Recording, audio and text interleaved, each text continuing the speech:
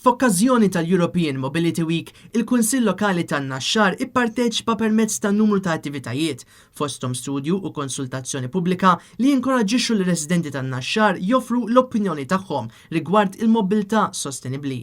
Fl-Ewropa madwar 2739 il-villaġġ u belt ipparteċipaw f'din il-ġimgħa ta' mobilità billan li jiġu provati diversi metodi ġodda għal mobilità sostenibbli billan li pajjiżi Ewropej jilħqu it-tir għal carbon neutrality sal-2050 kif stqarret ma' Net News is-Sindku tan-Naxxar Elmeri Muscat Fenekadami. Għalina importanti ħafna bħala kunsill, aħna rridu naħdmu għal-futur li innaqsu għanzi it-traffiku mit-ċentru u nagħtu lura lin-nies. Pereżempju bħallum għala volja għalaqni għal-main road u ma xorta baqa' għaddej normali traffiku. U allura parti minn din l-inizjattiva li għamilna issa ġibna espert fil-fatt għamilna anka video fej intervistajnieh xirridu il-viżjoni għal Malta biex naraw anka l-lokalità tagħna it-traffiku kif għandna konna ambjent aħjar. Fost l-attivitajiet li saru fin-Naxxar intqal kif it-traffiku qiegħed ta' kull sena jiżdied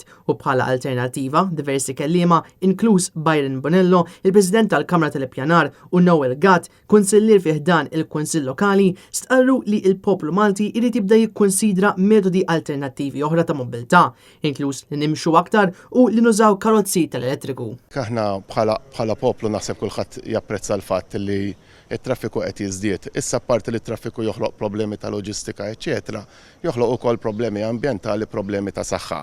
Forsi tgħidli karozza elettrika u karozza ta' normali xorta l-istess spazju, xorta toħloq l-istess traffic. Però karozza elettrika lanqas qiegħed tnaqqas it-tniġġis u għas-saħħa hija ħafna aħjar. Allura bħala kunsill aħna nifhmu li nagħmlu x'nagħmlu għallaqas fil-futur immedjat il-karozzi xorta ħajibqgħu jintużaw. Allura hija l-idea tagħna bħala kunsill li kemm jista' jkun inħeġġu n-nies iktar. Imorru għal karozzi elettriċi, Malta għandna uħud mill-aħjar grants li hawn fl-Ewropa għal karozzi elettriċi u naħsbu li dan huwa l-mument fejn il-poplu jieħu opportunità minn din l-offerta biex dan huwa żmien li nibdew naħsbu wkoll f'saħħitna u fit-tniġġis.